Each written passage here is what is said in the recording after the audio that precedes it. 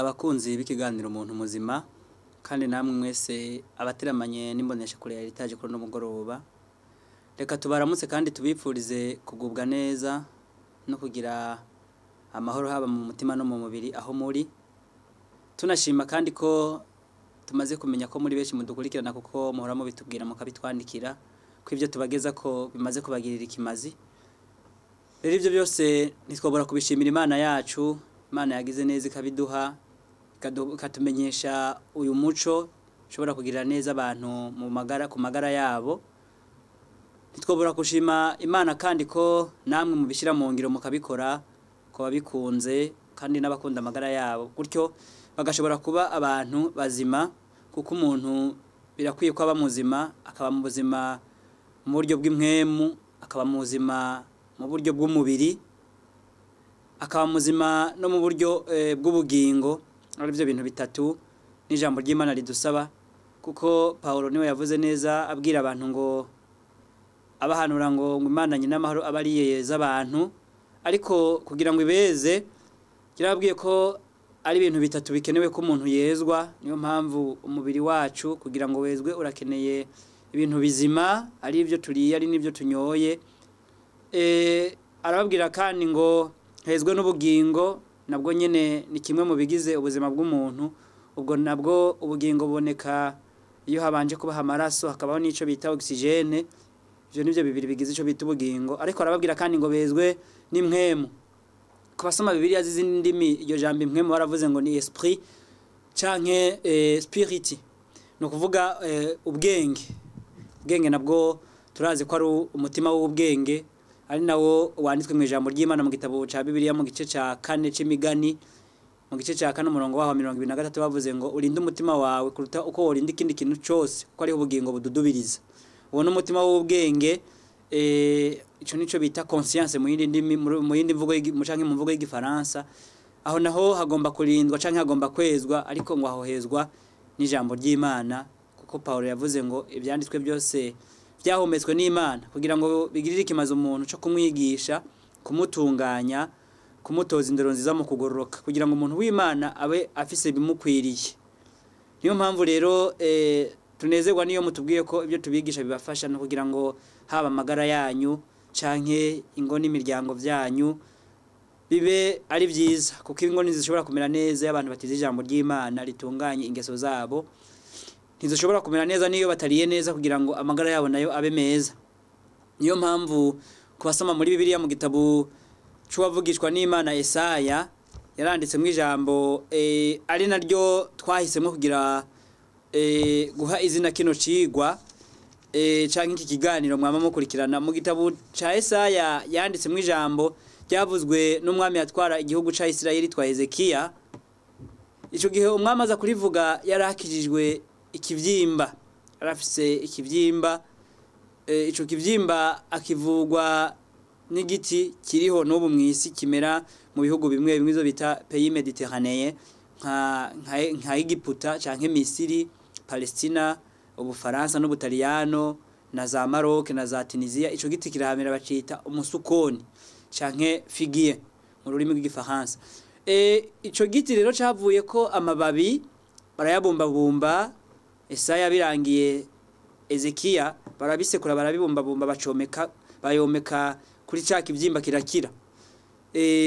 Aravuga iyo jambo rero Yesaya mu nyuma araryandika mu gice ca 38 umurongo wa 19 aravuga ngo umuntu muzima niwe azoguhimbaza nk'uko ndiko ndaguhimbaza uyu munsi. Umuvyeyi azomenyesha abana biwe ingene uruwo kwizigirwa. Yesaya yandikira ijambo ryavuzwe na Hezekiya. Hezekiya rivuze kuko Imana yari imukoreye igitangaza cyo kumuvura ikoresheje ico kibumbe c'amababi y'insukoni basekuye akaba umuti w'ikivyimba. Kandi n'ubu kubabizi neza kubize kahise k'ivyo bihugu ibi vyamye bivura abantu kera nko mu gihugu c'abaroma, mu bwami bw'abaroma bwa kera. Abasirikare b'abaroma bagize ibivyimba babavurisha iki giti cy'umusukoni canke udusebe tumwe tw'inyuma twaravugwa n'iki giti c'umusukoni. Rero murumva ko Imana yagihije mwibanga, yagihije mu ubushobozi bwayo, ubushobozi busanzwe bukiza. Nubwo ari ico bakoresha bakacomeka ku bantu, ariko n'ubushobozi bw'Imana baba bukijije bunyuriye muri ico. Rero Imana ibyo yaremye ni byinshi kandi ni byiza, muzo misome mu gitabo cyo kuvayo ikuye Abisirayeli muri Egiputa mu gice ca 23, muze musome umurongo wa 25 na gatanu. Igice ca 23 umurongo wa 25 yarabwiye ngo nzohezagira indya zanyu, mpezagire n'amazi yanyu, kandi nkuri indwara hagati muri mwebwe. Yari bemereye ko izohezagira ibintu bishika kuri bibiri. Izi neza ko ari byo abantu bazokoresha cyane. Bamaze kubikoresha bigatuma hagati muri batangwara zihaba, kuko ibabwiye ngo nzokura indwara hagati muri mwebwe. Hariho indwara zaduka by'ukuri zikaza nk'ibiza, arizo bita indwara bita les fléaux canke les épidémies. Izo maladies épidémiques zaduka canke izo ndwara zibiza, hari uko Imana yazikumira canke ari uko Imana yazibuza yazihagarika ntizibe mu Bisirayeli. Ariko hari n'izindi ndwara byasaba ko ibarinda binyuriye mu byo bariye canke mu byo banyoye. Nayo mpamvu muze musome mu gitabo c'Abalewi igice ni ca 3 umurongo wa 17, Imana yarabujije Abisirayeli kurya ubuseri, ibabuza no kurya ibinure. Nuko yari izi neza ko ubuseri n'ibinure biri mu bintu bishobora kubika indwara mu mibiri y'ibikoko. Mu gikoko indwara ahantu hambere iba haba no ku bantu, indwara ziba ahantu hambere zikunda kwinyegeza ni mu maraso, kubera ko amaraso arimo ibintu byinshi bitandukanye. Amaraso agira ibintu byinshi, agira nk'ibyo bita hemoglobine canke globule rouge, ibyo bita globule blanc, agira ibyo bita plaquette, agira n'ibindi byinshi bishobora gutuma amaraso aba meza kandi agafasha umubiri. Ariko kandi nubwo afise ibyo bintu anabamwo ingwara, imigera y'ingwara, ibyo bita microbe biba mu maraso canke ibyo bita virus. Ibyo byose keshi bikunda kwinyegeza mu maraso. Ahagira kabiri haba ingwara ni mu binure, ibyo bita graisse. Ibyo nivyo ingwara ikuriramwo, nivyo ingwara yihishamwo, nivyo ingwara imigera y'ingwara nivyinunuza. Microbe iyo ziri mu gikoko zinunuza ibinure, zikanunuza zikinyegeza aho mu binure, kuko haba haryoshe, haba ari ahantu hameze neza, n'imigera y'ingwara canke virus niho yinyegeza. Niyo mpamvu rero Abisirayeli Imana yari babujije kurya amaraso, arivyo bise ubuseri muri Bibiliya, ikababuza kandi kurya ibinure. Nuko yagomba ko batagwaragurika, nuko yari izi ko bakwiye kuba abantu bazima, kuba abantu bayihesha icubahiro, kuko yarababwiye ngo muzombera ubwoko mw'isi niharije, muzombera abami n'abaherezi. Rero ntiwari gupfa kuba umwami canke umuherezi ukunda kugwaragurika ngo ushobore gutwara ihanga ry'Imana.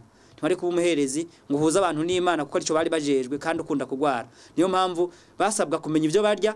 Hari ibikoko bari babujijwe kurya, hari n'ivyo bari babujijwe mbere no korora, hari indya bari babujijwe kurya kugira ngo ntibakunde kugwara. Niyo mpamvu na kino gihe kugira ngo umuntu abe muzima himbaza Imana, hari ibyo abujijwe, hari ibyo adakwiye kurya, hari ibyo adakwiye kunywa, hari ibyo akwiye kurya, hari n'ibyo akwiye kunywa. Rero ni byiza kubimenya. Niyo mpamvu twahisemwo kwigisha abantu bagirira neza mu buryo bw'umubiri binyuriye mu mfungurwa, no kugira ngo abantu bamenye ubushobozi bw'Imana bugaragarira muri ibyo bintu yaremye, byaba ibyo turiye, byaba ibindi umuntu dushobora kumurangira agakoresha ariko bidasanzwe bikoreshwa nk'imfungurwa, ariko bigakoreshwa nk'umuti, no kugira ngo tumenye ubushobozi bubirimo. Nuko abantu bataramenya ko n'abazungu nubwo badukorera izo bita produits pharmaceutiques canke imiti, bayikora bisunze ubushobozi buri muri ibyo bintu Imana yaremye.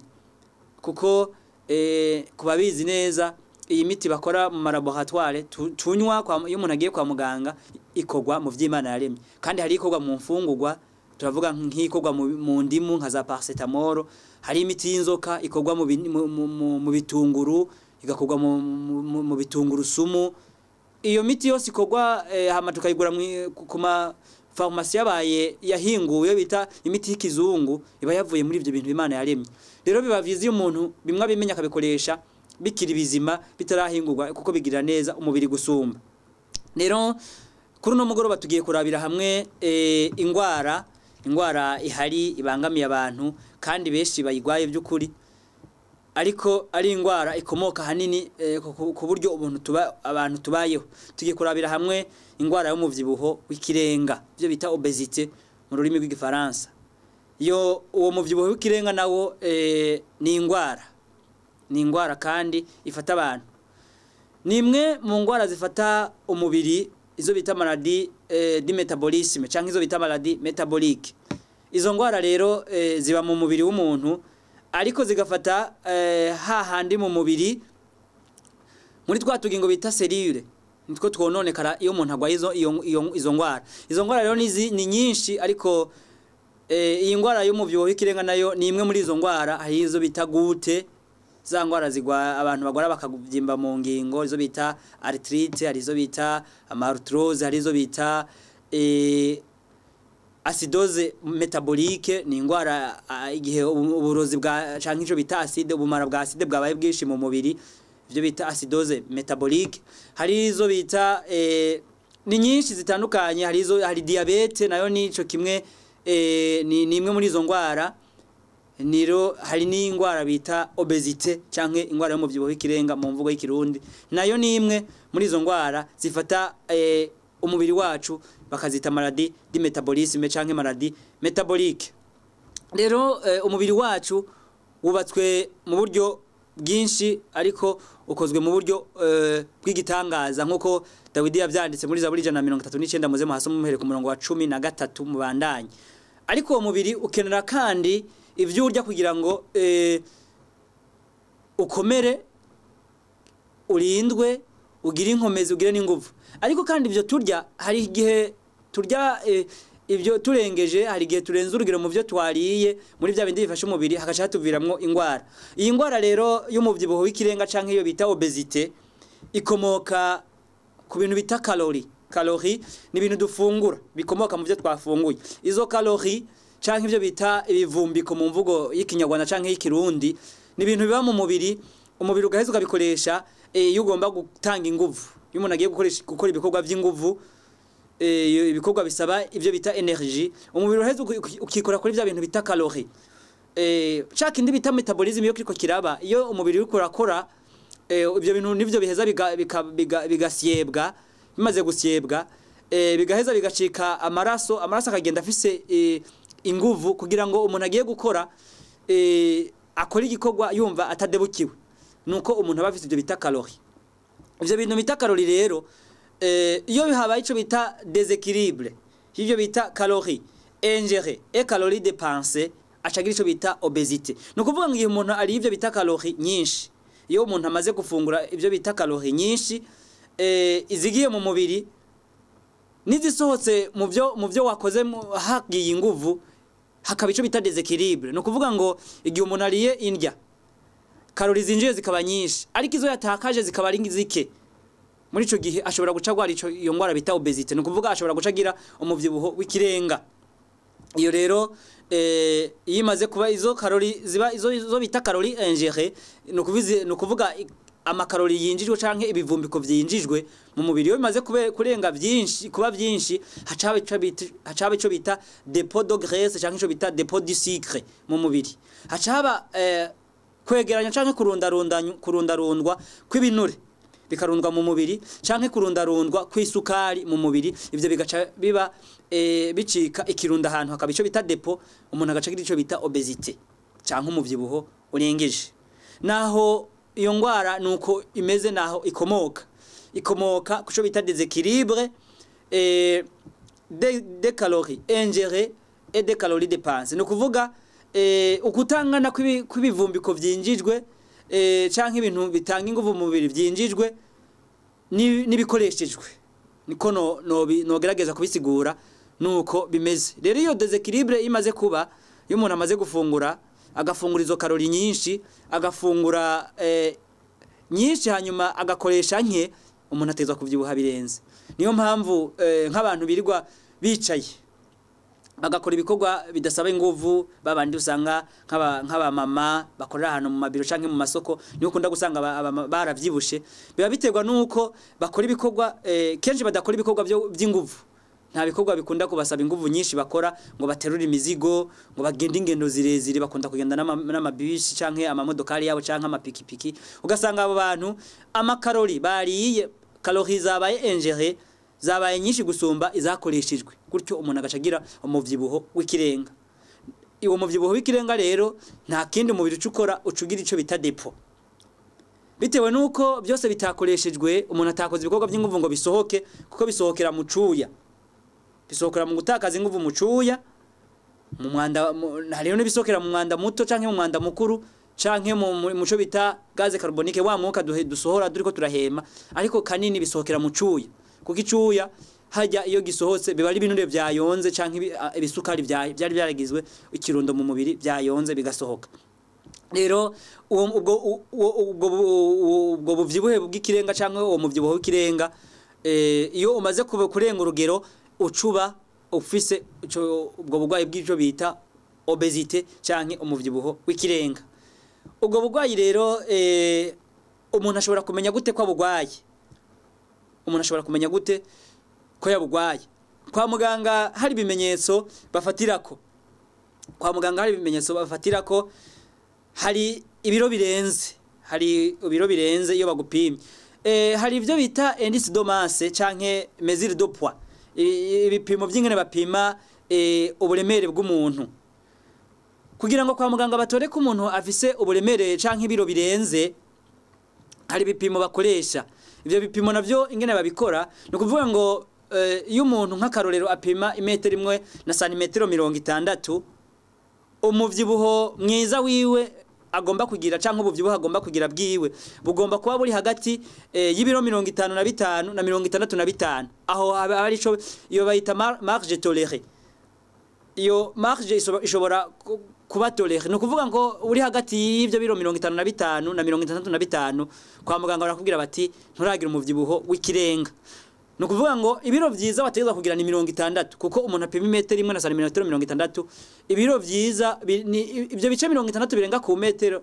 ni kuvuga izo santimetero 60 niko ibiro byawe byakagombye kungana niko ibiro byawe vyiza byagomba kungana ariko ugize 55 ntuburakesha ntuburagira ibiro bikeya mu buryo burengeje kandi ugize 65 ntuburagira uburyo umuvyibuho w'ikirenga canke ibiro byinshi by'umurengera nivyo ibyo bita indice de masse canke ibyo bita mesure de poids kwa muganga nuko babipima rero iyo ugiye kwa muganga bakagupima bakagubira bati wewe ufise imetero imwe na santimetero 60 bagaca basanga upima ibiro 90 waba bamaze kugira ico bita obesité no kuvuga haba hamaze kuba dépôt de graisse mu mubiri canke dépôt de sucre ariko iyo sucre nayo nyene umubiri igitego kiba cyahinguyemwo ibinure kuko isukari ibikwa igakoreshwa n'umubiri iba mu maraso ariko igatunganywa n'akanyama bita ugwagasha kamwe bita pancreas mu kurekura ibyo bita insuline ibyo rero niko gaheza kakanabitunganya kagatunganya ibyo bita insuline cyangwa kagatunganya ibyo bita glycogene ibyo bigaheza bigafasha isukari kwa mu mubiri iri mu maraso ariko igihe yamaze kubimurengera itagishoboye gukoreshwa yose mu maraso iraheza igahingurwa n'igitigu bikaba ibinure bikabikwa mu mubiri byabaye nk'ibinure rero hari bimenyetso rero kwa muganga bafatira ko icambere nuko ubufise ibiro birenze iyo umuntu agiye kwa muganga pima metero natanza akaroro k'imetero imwe na santimetero 60 akaba yagomba kugira hagati ibiro 55 na 65 yagenda kwa muganga gaca bashanga bagasanga afise ibiro birenze hejuru ya 65 kuva ku 66 gushika ku 90 n'ibirenga uba batangiye kugira umuvyibuho w'ikirenga no kuvuga indice de masse kwa muganga baca bakubwira bati urakwiye kugabanya ibi nibi kugira ngo ntukomeze kuvyibuha cyo ni cambere ni kimenyetso cambere ko umuntu abafise iyo ngwara y'umuvyibuho w'ikirenga canke obesity no muvyibuho ni biro birenze ikigira kabiri iyo umuntu amaze kugira mu biro byinshi cyane atakaza ico bita capacité intellectuelle umuntu agacagira ico bita déficience mentale no kuvuga ngo ubwenge canke inkomezi z'ubwonko ziragabanuka inkomezi z'ubwonko zimaze kugabanuka umuntu agacagira ico bita déficience mentale agatangura kwibagira vuba agatangura gutakaza inkomezi zo kwiyumvira vuba kwiga ari nk'umunyeshuri bikanka ari umuntu akora ibikorwa bisaba kwiyumvira cyane bikanka kubera ko aba yagize bigagabanuka kubera ko aba yagize ico bita déficience mentale ikomotse kuri uwo muvyibuho w'ikirenga ibyo biba byatewe n'iki bavyatewe nuko mu bwonko bimwe bita neurone canke imyakuro bituma umuntu yiyumvira mu guhanahana amakuru byo bita systeme synaptique biba byabangamiwe n'ibinure kuko ibinure biraheza bigarundanywa mu bwonko mu mara mu nyama zo mu mbavu mu nyama zo mu maguru mu matako canke mu mavi ugasanga aho zagiye ahantu hose umubiri ushobora kubona ko ushobora kuzirundaho uraheza ukarunda ivyo bintu biti binure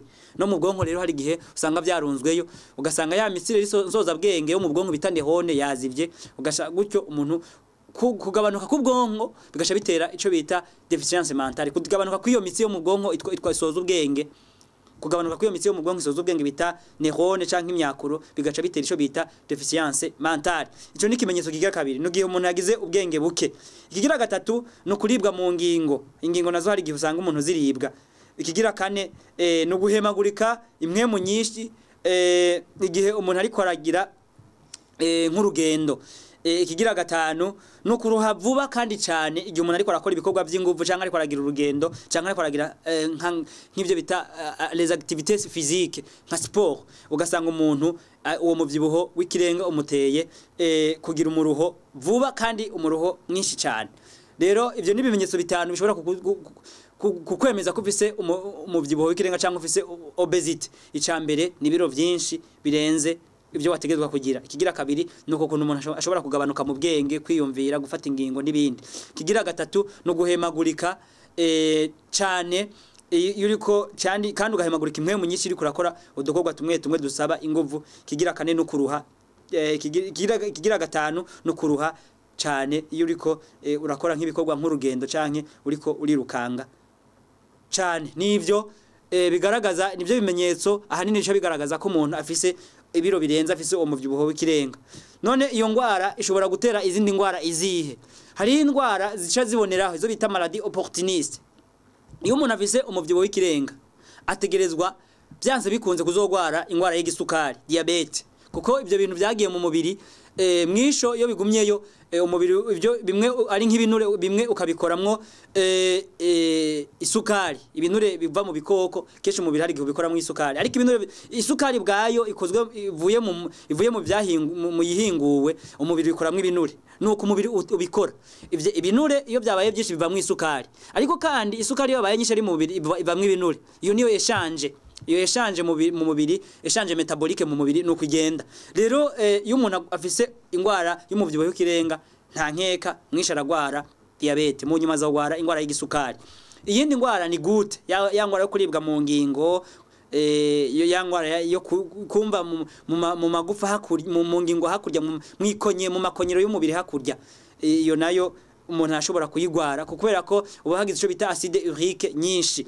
Izindi ngwara umuntu ashobora kugwara ni ingwara z'umutima zo bita maladie cardiovasculaire, ni ingwara z'imitsi y'umutima ariko isanzwe itwara amaraso mu mubiri. Umuntu ashobora kugira ico bita obstruction des artères, imitsi kaziba. Imaze kuziba umuntu agacagira ico bita arteriosclerose, ni ya ngwara ituma imitsi itwara amaraso iba mito mito, hama hakaba ico bita bouchage.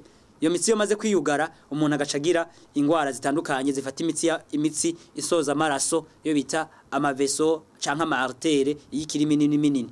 Rero hariho n'izindi ngwara zishobora kuboneraho nk'ingwara z'amagufa ku bakenyezi, na cyane bakagira ico bita izo bita osteomalacie, ni ingwara y'amagufa ku bakenyezi, canke ico bita osteoporose, ni ingwara y'amagufa nayo nyene ariko ku bantu b'igitsina gabo. Izo bita osteomalacie canke osteoporose zikomoka ziboneraho akaryo iyo umuntu agwaye afise umuvyibuho w'ikirenga, bitewe nuko ivyunyunyu nka calcium na phosphore bisanzwe bikoreshwa cyane n'amagufa n'amenyo, biraheza bikagabanuka bitewe nuko umuvyibuho w'ikirenga utuma icunyunyu, ivyo vyunyunyu bitaboneka ari byinshi canke bituma ivyo vyunyunyu bidakoreshwa neza n'amagufa. Rero umuntu gacu usanga agwara ingwara z'amagufa, amagufa ntakomere, akavunguka vuba, ariko aruko yabanje kugwara obesity. Rero izo ngwara nazo umuntu aca ziboneraho. Izindi ngwara zishobora gufata umuntu ni ingwara zo mu bwonko nk'izo bita thrombose cerebrale, ni ibivyimba biba mu bwonko bitewe nuko imitsi nsoza bwenge yama neurone yazivye azibishijwe na vya binure, umuntu agaca agira ibivyimba byo mu bwonko ibyo bita tumeur cerebrale. Rero izo ni zimwe mu ngwara zishobora guca ziboneraho akaryo, so bita maladie opportuniste. Rero kuyigwara bishobora gutera izo ngwara diabete, gute, ingwara z'imitima, ingwara z'ubwonko canke ingwara z'amagufa. Hari n'igihe mbere umuntu ashobora kugira n'ingwara z'igitigo zimwe zishobora kugufata bitewe nuko ibinure byabaye byinshi mu mubiri. Rero iyo ngwara umuntu yoyirinda gute? Icambere umuntu abanza kugira prevention, kuko imbere yuko uyigwara hari umubiri uba warukomeye, ariko kugira ngo ntuyigwara ubanza kwirinda iki? Icambere no kwirinda ibintu ahanini by'ibinure.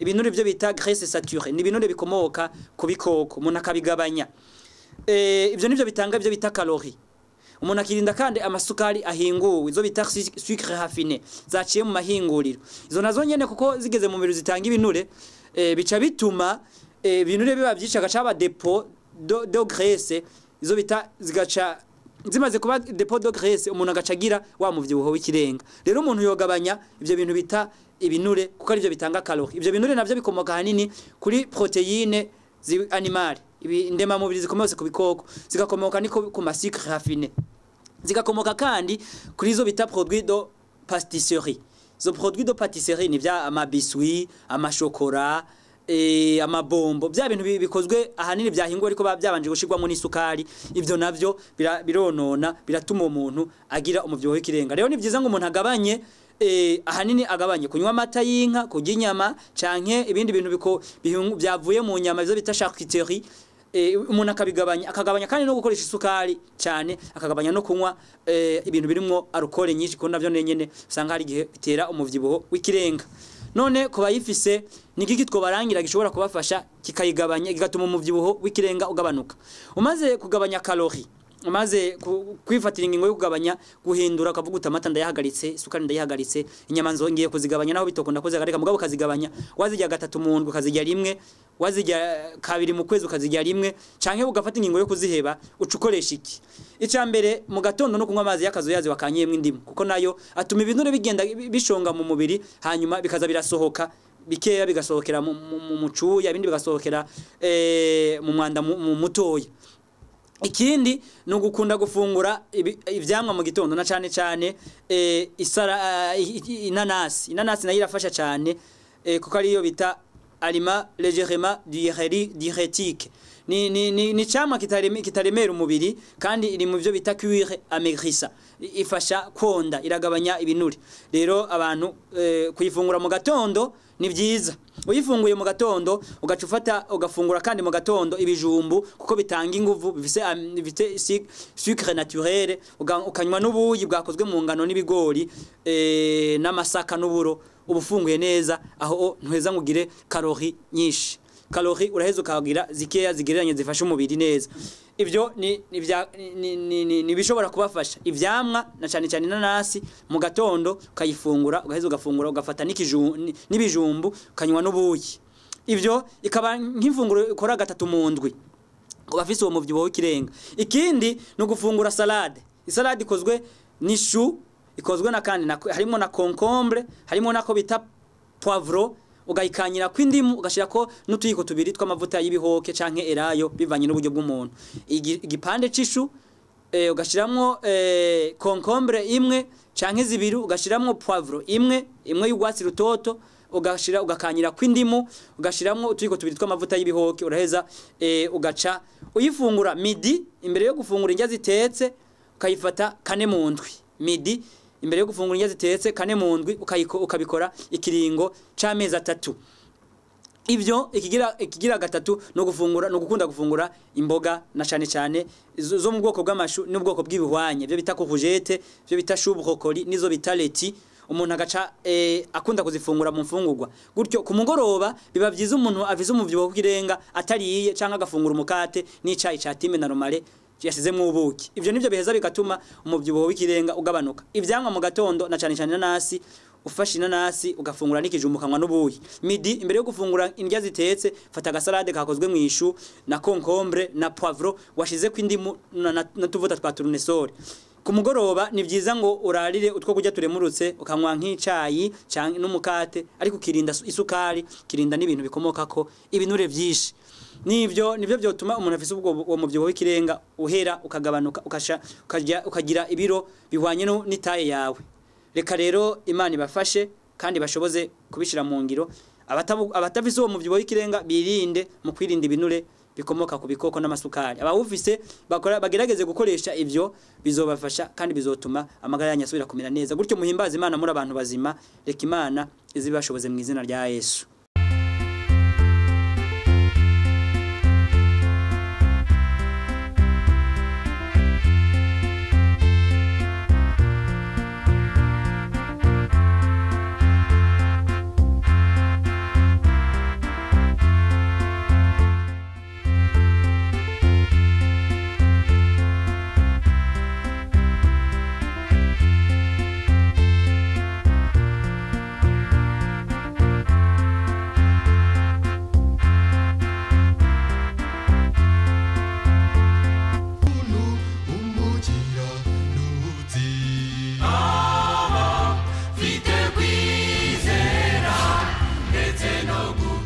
Jean Madieu